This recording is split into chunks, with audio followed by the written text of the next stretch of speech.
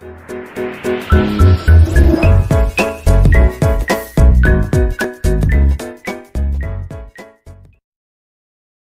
Welcome to our channel. So ఈరోజు topic వచ్చేసి మనకు బీఎస్సీ ఫస్ట్ సెమిస్టర్ సంబంధించి ఇంపార్టెంట్ క్వశ్చన్స్ అండ్ సిలబస్ అయితే చూద్దాం. సో ఇక్కడ మనకు ఈ సిలబస్ అనేది వైవి యూనివర్సిటీకి సంబంధించినటువంటిది, ఓకేనా. సో ఇక్కడ బీఎస్సీ ఫస్ట్ సెమిస్టర్ చూస్తే ఇన్ఆర్గానిక్ అండ్ ఫిజికల్ కెమిస్ట్రీ ఈ 2 పార్ట్స్ మనకు ఫస్ట్ సెమిలో మనకు రావడం జరుగుతుంది. ఇక్కడ మనము సిలబస్ చూసినట్లయితే ఫస్ట్ 2 యూనిట్స్ కూడా మనకు ఇన్ఆర్గానిక్ కెమిస్ట్రీ కింద అయితే ఇస్తున్నారు. సో ఇక్కడ మనం ఫస్ట్ యూనిట్ అబ్జర్వ్ చేస్తే chemistry of P block elements, ఓకేనా. So chemistry of P block elements first unit అనమాట. సో దీంట్లో మళ్ళీ సబ్ టాపిక్స్ అయితే ఉన్నాయి మనకు 13th గ్రూపు, 14 గ్రూపు, 15 గ్రూపు, 16, 17 అని. ఇక్కడ మనము ఇంపార్టెంట్ క్వశ్చన్స్ ప్లస్ సిలబస్ రెండు మీకు మ్యాక్సిమం కవర్ చేస్తా. ఇప్పుడు బాగా అబ్జర్వ్ చేస్తే 13th గ్రూప్లో మనకు preparation and structure of borazine, ఓకేనా.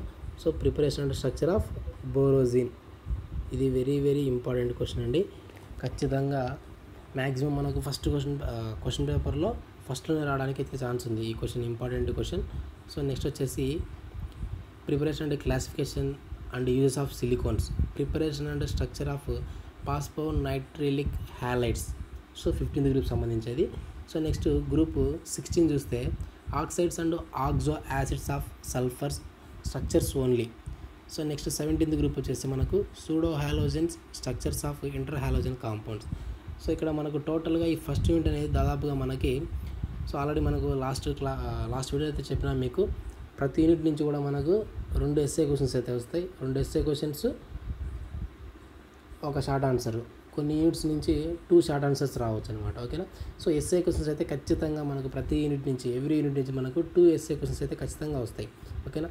సో ఇక్కడ మనకు ఈ ఫస్ట్ యూనిట్ సంబంధించి కెమిస్ట్రీ ఆఫ్ ప్లీ బ్లాక్ ఎలిమెంట్స్లో వచ్చేసి మనకు ఎస్ఏ క్వశ్చన్స్ ఏ వస్తాయంటే 17th గ్రూప్ నుంచి pseudo halogens and structures of halogen compounds. ఇది very very important question for ఎస్ఏకి, ఓకేనా.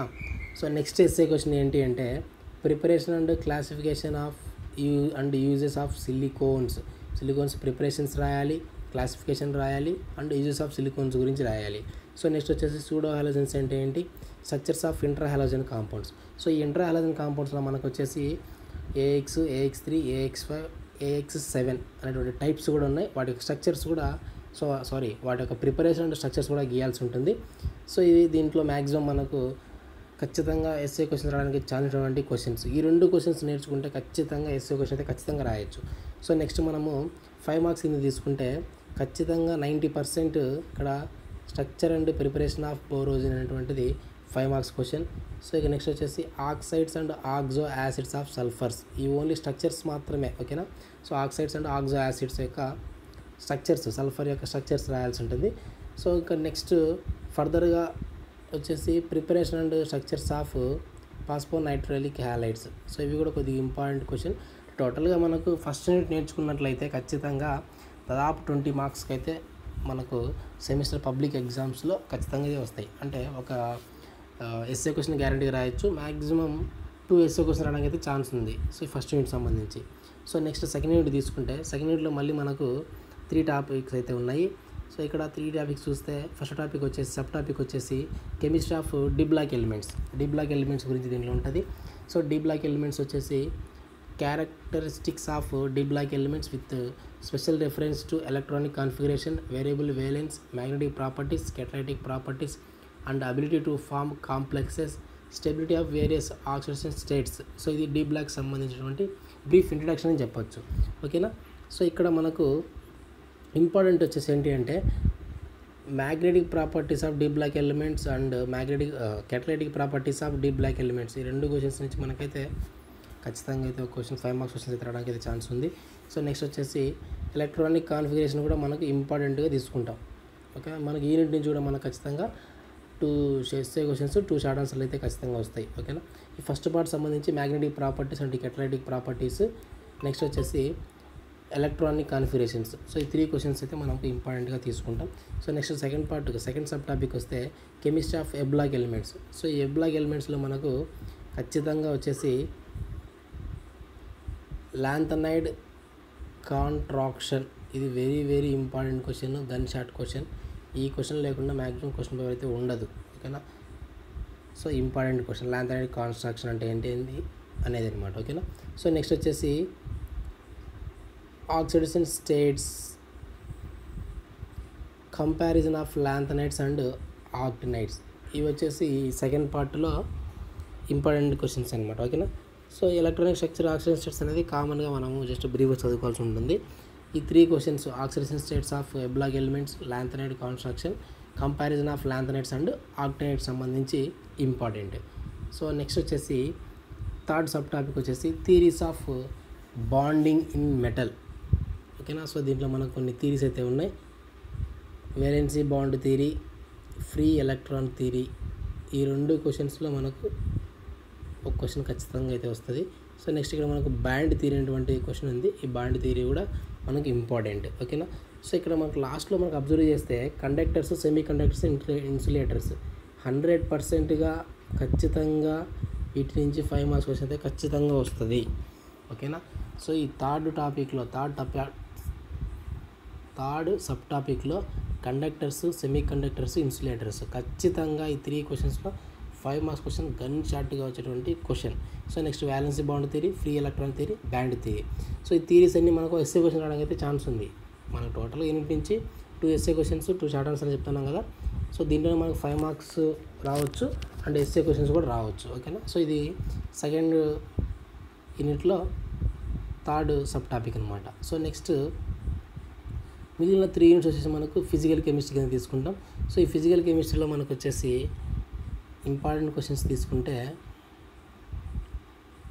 మిల్లర్ ఇండిసెస్ అనేటువంటి క్వశ్చన్ ఇంపార్టెంట్ క్వశ్చన్ అండి. సో నెక్స్ట్ వచ్చేసి definition of space lattice plane and unit cell, very very gun shot question. So next వచ్చేసి Bragg's law. So ఈ Bragg's law అనేది very very very very gun shot question. So next వచ్చేసి stoichiometric, non stoichiometric defects అనేది 10 marks question. So ఇక్కడ మనం బాగా observe చేస్తే ఈ బ్రాగ్స్ లా అనేది మనకు 5 మార్క్స్కి వస్తాడు.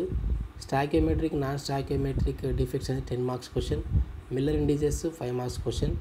సో నెక్స్ట్ వచ్చేసి ఇక్కడ మనకు ఒక న్యూ టాపిక్ అయితే ఉంది, పౌడర్ మెథడ్, ఓకేనా.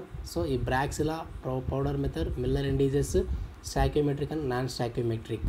స్టాక్యోమెట్రిక్, నాన్ స్టాక్యోమెట్రిక్ డిఫెక్ట్స్ అనేవి అంటే వీటిని క్రిస్టల్ డిఫెక్ట్స్గా తీసుకుంటాం.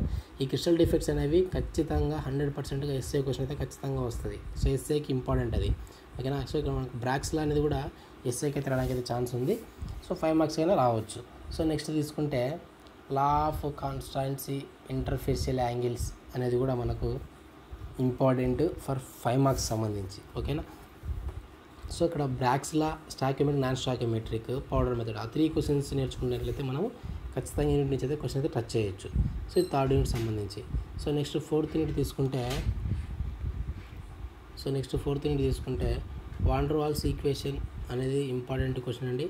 సో నెక్స్ట్ వచ్చేసి ఇక్కడ మనకు ఒక ఎస్ఏ క్వశ్చన్ అయితే ఉంది, ఏంటంటే relation between critical constant and van der Waal constant, వాటి మధ్య రిలేషన్షిప్ని అయితే మనం ఐడెంటిఫై చేయాల్సి ఉంటుంది. సో ఇది very very important question. So next 5 మార్క్స్కి వచ్చేసి Joule Thomson effect, van der Waals equation, ఈ 2 కూడా 5 marks questions. So relation between critical and constant and van der Waals constant, ఇది వచ్చేసి ఎస్ఐకి ఇంపార్టెంట్. సో నెక్స్ట్ మనం సెకండ్ సబ్ టాపిక్ చూస్తే దీంట్లో వచ్చేసి మనకి classification of liquid crystals into smectic and nematic and cholesteric, ఈ 3 టైప్స్ ఆఫ్ లిక్విడ్ క్రిస్టల్స్ ఉన్నాయి. ఇది గన్ షాట్ క్వశ్చన్ ఎస్ఏకి. Applications of liquid crystals as LC devices, ఈ 2 క్వశ్చన్స్ నేర్చుకుంటే యూనిట్ నుంచి ఎస్ఏ క్వశ్చన్ రాయొచ్చు, 5 మార్క్స్ క్వశ్చన్ అయితే రాయొచ్చు. సో ఇక్కడ మనకు ఒక బెనిఫిట్ ఏంటి అంటే ఈ 4th యూనిట్లో gaseous state and liquid state 2 sub topics ఉంటాయి. ఈ 2 సబ్ టాపిక్స్లో మనం ఏదైనా సరే పర్ఫెక్ట్గా ఒక సబ్ టాపిక్ మీకు ఏది ఈజీగా ఉంటే అది ఫస్ట్ టాపిక్ కావచ్చు, సెకండ్ సబ్ టాపిక్ కావచ్చు, ఏ టాపిక్ ఏది ఈజీగా ఉందో ఆ టాపిక్ మీరు బాగా కంప్లీట్గా చదివినట్లయితే, ఫర్ ఎగ్జాంపుల్ నాకు తెలిసి ఇక్కడ లిక్విడ్ స్టేట్ అనేటువంటి సో సబ్ టాపిక్ అనేది చాలా ఈజీ అనమాట, ఓకేనా. సో ఇక్కడ classification of liquid crystals, applications of liquid crystals as LC devices, so difference between liquid and crystal and solid or liquid. So ఈ 3 క్వశ్చన్స్ మీరు నేర్చుకుంటే ఈ ఎస్ఏ క్వశ్చన్ ఈ యూనిట్ నుంచి మనం ఎస్ఏ క్వశ్చన్ రాయొచ్చు, అలాగే 5 మార్క్స్ క్వశ్చన్ కూడా రాసేయచ్చు. సో కాబట్టి మ్యాక్సిమం అంటే పాస్ కావాలనుకుంటున్నటువంటి వాళ్ళు ఈ సెకండ్ సబ్ టాపిక్ని సెలెక్ట్ చేసుకుంటే మీకు ఈజీగా అయితే ఉంటుంది. సో నెక్స్ట్ 5th యూనిట్ తీసుకుంటే 5th యూనిట్లో మనకు 3 సబ్ టాపిక్స్ అయితే ఉన్నాయి. ఈ ఫస్ట్ సబ్ టాపిక్ వస్తే మనకు ఇంపార్టెంట్ వచ్చేసి so partially miscible liquids, phenol water system, CST critical solution temperature అనేది వెరీ వెరీ ఇంపార్టెంట్.